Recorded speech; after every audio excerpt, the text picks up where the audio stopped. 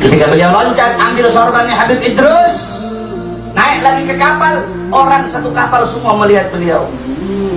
Kenapa saudara-saudara? Tidak ada satu titik pun basah. Ternyata dia jalan di atas laut.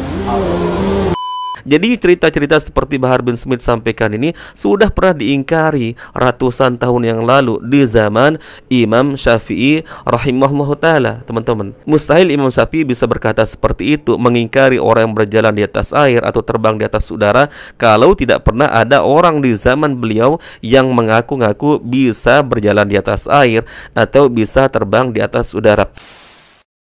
Assalamualaikum warahmatullahi wabarakatuh. Alhamdulillah kita bertemu lagi teman-teman di channel Nasrus Sunnah. Nah teman-teman, di video kali ini masih seputar karomah para habaib atau karomah wali dari kalangan Ba'alawi, dan diceritakan oleh Mr. Bahar bin Smith. Ya kalian tahu sendirilah ya, kalau Mr. Bahar bin Smith menceritakan keramat wali mereka, nggak ada yang receh teman-teman ya. Rata-rata super hebat, yang kadang-kadang akal kita nggak menjangkau teman-teman, dan yang jelas bertentangan dengan mukjizat para nabi, para rasul, dan kemuliaan para sahabat nabi. Dan tentunya tidak pernah juga kita mendapatkan cerita dari para ulama-ulama kibar seperti Imam Mazhab, kemudian Imam Bukhari, Imam Muslim, dan para ulama-ulama yang masyhur sampai dengan hari ini. Selalu yang diceritakan adalah karomah dari kalangan wali-wali atau habaib mereka.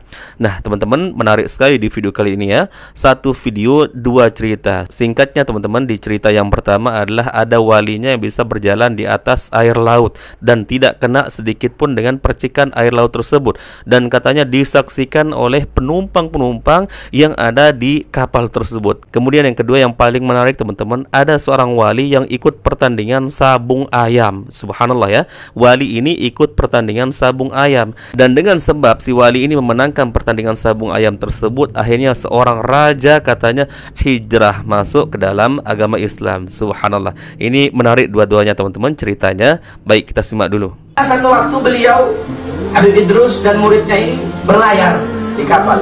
Ketika berlayar, tiba-tiba di tengah laut lepas itu imamah, sorban Habib Idrus jatuh. Sorban Habib Idrus jatuh ke laut. Beliau tidak pakai disuruh, beliau langsung loncat ke laut ambil sorbannya Habib Idrus. Ketika beliau loncat ambil sorbannya Habib Idrus, naik lagi ke kapal, orang satu kapal semua melihat beliau. Kenapa saudara-saudara? Tidak ada satu titik pun basah. Ternyata dia jalan di atas laut. Kenapa dia dapat karomah? Karena mengikuti sahibul karomah. Siapa? Habib Idrus bin Salim al-Jufri. Ini Habib Idrus bin Salim al-Jufri dulu pernah waktu beliau masukkan Islam Raja Bola Mangondo. Di Sulawesi Utara itu ada namanya daerah Boltim, Bola Mangondo. Itu rajanya dulu ketika Habib Idrus memasukkan Islam, itu rajanya suka sabung ayam. Ini salah satu dari karomah beliau. Itu rajanya suka sabung ayam. Ayamnya itu nggak ada yang bisa kalahkan satu Sulawesi. Kata ini raja apa? Itu guru tua Habib Idrus. Kalau dia bisa kalahkan saya punya ayam, saya bakal ikut dia masuk Islam.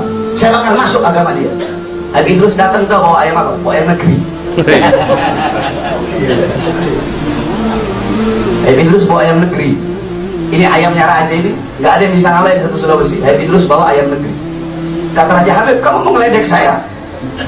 Ini ayam saya yang jago-jago, ayam jago-jago di sini nggak bisa kalahkan kok kamu bawa ayam negeri. Udah ayam negeri perempuan lagi ayam negeri. Ya Allah. Kalian coba tes saja. Dilempar itu ayam, saudara-saudara, subhanallah, kalah itu ayam raja. Akhirnya apa?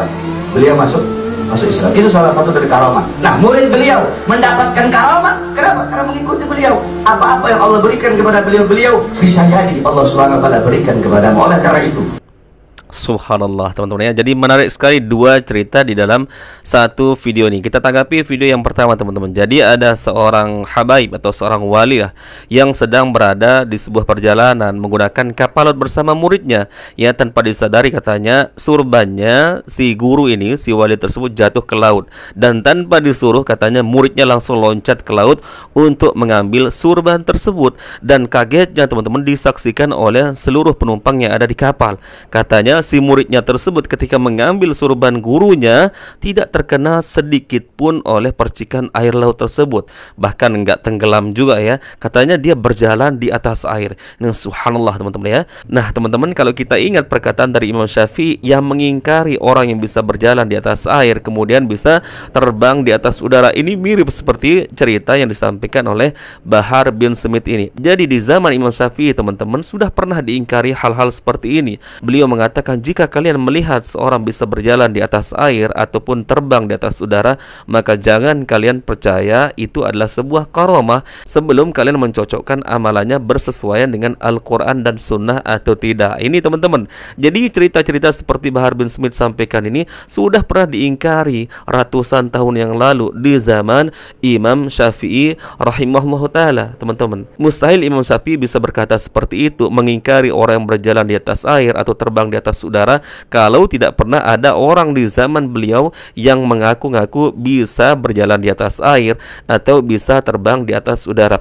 Kemudian yang unik juga dari cerita Bahar bin Smith ini, kenapa muridnya tersebut bisa memiliki karomah seperti itu? Ya karena dia mengikuti gurunya yang juga memiliki karomah yang luar biasa. Nah pertanyaan saya teman-teman, adakah sekarang habaib-habaib di zaman sekarang ini teman-teman yang sering menceritakan tentang karomah habaib mereka, wali-wali mereka, kemudian dia juga memiliki karomah? Nah itu pertanyaan saya teman-teman ya. Belum pernah kita mendengarkan cerita dari karomah Bahar bin Smith atau karomah dari Habib Fulan yang ada di zaman sekarang ini yang masih hidup. Bukankah dia juga mengambil ilmu dari orang-orang yang mereka sebut sebagai wali yang memiliki karomah tinggi? Yang mereka sering menceritakan Syekh Abu Bakar bin Salim, kemudian menceritakan Al-Faqihul Muqaddam teman-teman tentang karomahnya dan karomah wali-wali yang lain teman-teman, seperti Abdurrahman As-Saggab kemudian yang lainnya. Akan tetapi belum pernah kita mendengarkan ya cerita Bahar bin Smith atau habaib-habaib yang masih hidup di zaman sekarang ini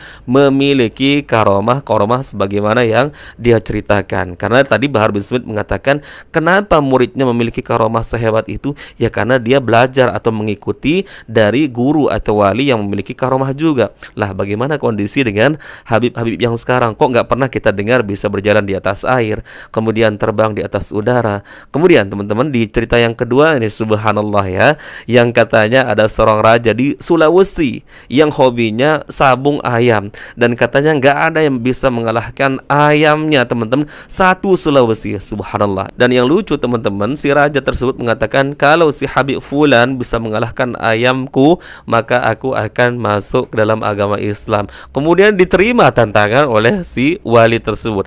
Ini kan subhanallah teman-teman ya, ada wali ikut sabung ayam, kemudian dia pakai ayam negeri, ayam lokal lah begitu ya, kemudian ayamnya juga ayam perempuan, dan akhirnya ujung-ujungnya terjadilah sabung ayam, dan akhirnya si wali ini menang teman-teman. Kemudian itu sebabnya si raja masuk ke dalam agama Islam. Ini subhanallah teman-teman ya, otak saya masih loading ini, belum bisa menalar ini teman-teman, kok ada seorang wali yang disebut mulia ya, keturunan Nabi Muhammad, memiliki karomah ini karomah itu, kok ikut pertandingan sabung ayam? Apakah tidak ada jalan lain ya untuk memasukkan seorang ke dalam agama Islam? Kenalkanlah agama Islam itu seperti ini, kok malah ikut sabung ayam? Ini yang aneh bagi saya teman-teman. Subhanallah ya, nggak kaleng-kaleng kalau Mr. Bahar bin Smith ini menceritakan tentang perjalanan hidup habaib-habaib mereka atau wali-wali mereka. Bahkan beliau yang pernah menceritakan dulu Syekh Makromah ketika ingin berguru kepada Syekh Abu Bakar bin Salim, katanya Syekh Abu Bakar bin Salim memberikan syarat, kalau kamu mau berguru kepadaku, menimba ilmu agama kepadaku, syaratnya kamu harus loncat di atas gunung yang paling tinggi, kemudian ketika kamu loncat gak boleh menutup mata. Ini subhanallah ya, ini salah satu cerita dari Bahar bin Smith ini. Gak ada yang kaleng-kaleng, semuanya super luar biasa, yang betul-betul di luar nalar, dan yang pastinya tidak pernah dialami oleh para nabi, para rasul. Para nabi, para rasul, masa iya syarat orang-orang untuk menimba ilmu agama kepadanya harus disuruh loncat dari misalkan dari Bukit Tursina, kemudian dari Gunung Uhud atau Gua Thur segala macam, kan nggak ada. Ya masa orang mau menuntut ilmu agama, ingin mengenal Allah Azza wa Jalla, ingin mempelajari halal haram dari agama Islam, diberikan syarat yang begitu berat harus loncat dari atas gunung. Ini kan nggak nyambung teman-teman ya. Mau menuntut ilmu agama tapi disuruh menjerumuskan diri dulu, diperintahkan untuk membinasakan diri sendiri dulu. Dengan kata lain, kalau kamu binasa ketika kamu loncat dari gunung tersebut, nggak jadi kamu menuntut ilmu kepadaku. Apalagi dengan kata-katanya tadi, kenapa si murid memiliki karomah sehebat itu? Ya karena dia mengikuti seorang wali, seorang guru yang memiliki karomah yang luar biasa juga. Jadi seolah-olah kalau kita mengikuti para habaib teman-teman, maka kita akan mengikuti jejaknya juga. Apa yang habaib itu miliki juga kita akan memperolehnya. Lah, makanya saya bertanya teman-teman, bagaimana dengan kondisi para habib-habib yang ada di zaman sekarang ini? Kok nggak ada diceritakan keramat-keramat mereka yang super luar biasa, sebagaimana yang mereka sering ceritakan tentang keramat-keramat habib-habib mereka atau wali-wali mereka dari kalangan klan Ba'alawi ini. Kalau kejadian seperti ini saja diingkari oleh Imam Syafi'i, bagaimana dengan orang-orang yang bercerita keramat wali mereka